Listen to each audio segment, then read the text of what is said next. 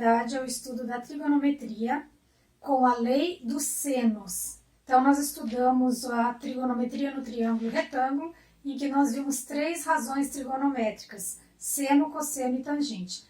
Agora nós vamos conhecer mais uma relação que ela é utilizada quando nós não temos ângulo reto, então quando a gente não tem um triângulo retângulo.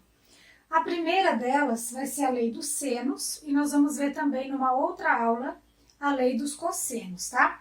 A lei dos senos é bem simples. Vamos então entender primeiramente o triângulo. Aqui nós temos então um vértice A, vértice B e vértice C. Nós vamos também colocar os lados e vamos utilizar a mesma letra para representar o lado oposto ao ângulo. Então, aqui nós temos o ângulo A, esse lado oposto vai ser o lado A. Aqui nós temos o ângulo B, o lado oposto vai ser o lado B. Aqui a gente tem o ângulo C, o lado oposto vai ser o lado C. A lei dos senos, ela é uma razão entre o lado do triângulo com o seno do seu ângulo oposto. Aí nós vamos fazer então uma igualdade com o lado e o seno do seu ângulo oposto. Da seguinte maneira, podemos pegar o lado A e dizer que ele está para o seno do ângulo A. Então veja bem, o lado A está para o seno do ângulo A.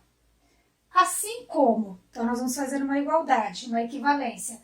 Assim como eu também posso pegar o lado B e dizer que ele está para o seno do ângulo B. Eu também posso relacionar o outro lado. Nós vamos sempre usar de 2 em 2, mas eu posso fazer essa relação para os 3 lados. O lado C está para o seno do ângulo C. Aqui, como eu disse, nós vamos usar sempre de 2 em 2. Eu posso usar o lado A com o C, o B com o C. Então, nós temos aqui no quadro um triângulo que pede para calcular esse lado X. E o que nós temos disponíveis já de informação? Um lado que mede 12. Nós temos o ângulo oposto a esse lado, que é o 30, ok? E temos mais um ângulo. Esse ângulo, a medida do lado oposto, nós não temos. E nós precisamos calcular esse. Esse lado, ele precisa ter esse ângulo aqui. Só que, veja bem, nós precisamos lembrar de conteúdos que já foram estudados. Num triângulo, se nós temos o valor de 2 ângulos, nós conseguimos calcular esse terceiro. Porque a soma dos 3 ângulos de qualquer triângulo é 180 graus. Então, veja bem, se aqui nós temos 105 mais 30, dá 135. Isso quer dizer que esse ângulo, ele tem que ser de 45 graus. Então, se eu tiver 2 ângulos, eu tenho também o terceiro. O lado X está para o seno de 45 graus. Assim como esse lado 12 está para o seno de 30 graus. 12 está para o seno de 30 graus. Agora, nós precisamos dos valores de seno de 45 e de 30 graus. Vocês podem consultar a tabela trigonométrica, que tem os valores decimais, podem consultar também na calculadora, e nós também temos a tabela de ângulos notáveis, em que a gente trabalha com os mesmos valores da tabela, mas eles estão ou na forma fracionária ou na forma irracional, né, com raiz de 2, raiz de 3. Então, nós vamos utilizar agora o valor decimal da tabela, com 2 casas decimais. Aqui, então, esse lado X está para o seno de 45 graus. O seno de 45 graus é aproximadamente 0,7. A segunda casa decimal é o 0, então eu vou deixar apenas o 0,7. Igual, o 12 está para o seno de 30 graus. Seno de 30 graus é 0,5. Observem que aqui Olha, eu tenho uma igualdade. Eu posso fazer pela multiplicação cruzada. Começo multiplicando por onde está a incógnita. X vezes 0,5, 0,5x, igual 12 vezes 0,7 é 8,4.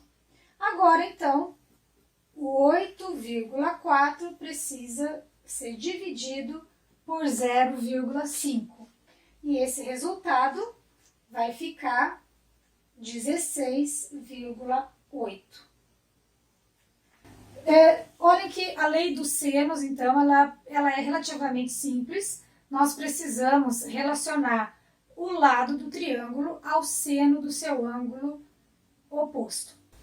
Agora, nesse triângulo, olha só, nós temos um lado medindo 100 e o seu ângulo oposto, ele é de 60 graus. Está pedindo para calcular o lado x e o seu ângulo oposto é 40 graus. A lei dos senos, então, ela relaciona o lado do triângulo ao seno do seu ângulo oposto. Vamos, então, montar isso para a gente resolver. O lado x está para o seno de 40 graus. Assim como o lado 100 está para o seno, o lado 100 está para o seno de 60 graus. Agora, nós precisamos dos valores de seno de 40 graus e seno de 60 graus. O seno de 40 graus é 0,64. Assim como 100 está para o seno de 60, que é 0,86. Isso a gente falando com duas casas decimais. Nós vamos fazer aqui a multiplicação cruzada,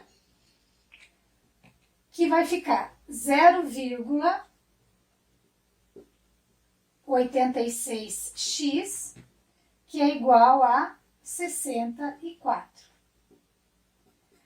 O 64 vai ser dividido por 0,86. O resultado dessa divisão é 74,4. Viram? Bem simples, né? Então, relacionar o lado ao seno do seu ângulo oposto. Mais um exemplo. Então, aqui nós temos a mesma situação. Vamos relacionar o lado ao seno do seu ângulo oposto. Então, assim, x está para o seno de 45 graus. Assim como o 10 está para o seno de 60 graus. Vamos escrever isso então. O lado x está para o seno de 45 graus. Assim como o lado 10 está para o seno de 60 graus. Aqui, então, nós precisamos dos valores de seno e cosseno. X está para 0,7, assim como 10 está para 0,86. Façamos aqui a multiplicação cruzada. 0,86x, que é igual a 7. O valor dessa divisão é 8,13. Nós temos a tabela dos ângulos notáveis, em que nós não utilizamos os valores decimais. E o motivo disso é que aqui nós estamos deixando para trás algumas casas decimais. Enquanto nós trabalharmos com fração ou números na raiz, nós estamos nos aproximando de um resultado melhor. Então, eu vou fazer esse mesmo exercício agora utilizando os valores da tabela dos ângulos notáveis. Nós vamos fazer o mesmo exercício anterior, só que ao invés de nós utilizarmos os valores decimais, vamos utilizar como está na tabela de ângulos notáveis. É importante vocês perceberem que se nós pegarmos o valor da raiz quadrada de 2, que é aproximadamente 1,41, e dividir por 2, ele vai dar aproximadamente 0,7. Raiz quadrada de 3 é aproximadamente 1,73. Dividindo por 2 vai dar aproximadamente 0,86. Então, aqui nós temos representações diferentes do mesmo valor.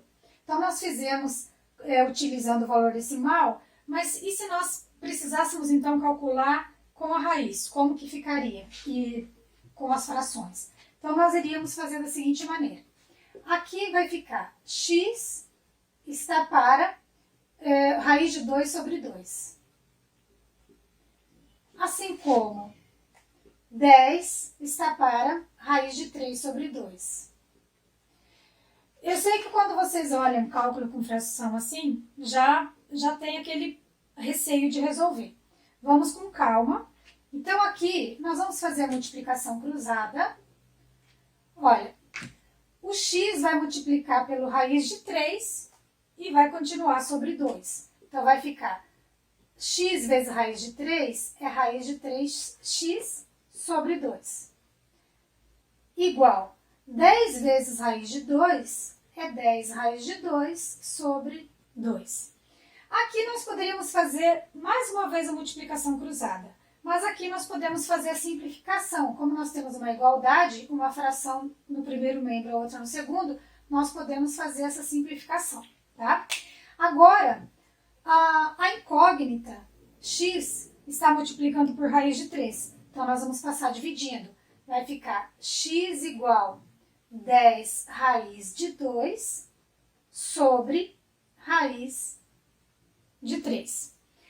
Aqui também é importante para a gente relembrar a racionalização de denominadores. Quando nós temos um número irracional no denominador, nós procuramos racionalizar, ou seja, tornar o denominador racional. Porque um número irracional ele tem infinitas casas decimais que não formam período. E nós temos uma técnica matemática de tirar esse racional daqui do denominador e transformá-lo num número racional. De que maneira? Nós podemos fazer uma multiplicação por uma fração formada pelo denominador, ó, raiz de 3 sobre raiz de 3. Percebo que quando nós temos uma fração com o numerador igual ao denominador, isso vale 1. Então, se nós multiplicarmos esse resultado por 1, não vai alterar, mas vai nos ajudar a gente racionalizar esse denominador. Eu vou fazer mais aqui para cima, mas isso vai nos ajudar a fazer o seguinte, olha. 10 vezes raiz de 2 vezes raiz de 3. Essas duas raízes, como são as duas raízes quadradas, eu posso multiplicar. Então, vai ficar 10 raiz de 6 sobre a raiz de 3 vezes a raiz de 3 da raiz quadrada de 9, e raiz quadrada de 9 é exata, é 3. Então, veja bem, agora nós temos um denominador racional. Olha, e esse resultado é o mesmo resultado que nós tínhamos chegado anteriormente. Vocês podem calcular a raiz quadrada de 6, multiplica por 10 e divide por 3. Nós vamos chegar ao mesmo resultado que nós chegamos anteriormente, fazendo pelo valor decimal. Às vezes nós podemos ainda, quando trabalha com raiz e fração, a gente pode ter uma pequena diferença, mas que representa uma aproximação melhor. Então a nossa aula de hoje foi isso, sobre a lei dos senos. A próxima aula nós vamos ver a lei dos cossenos.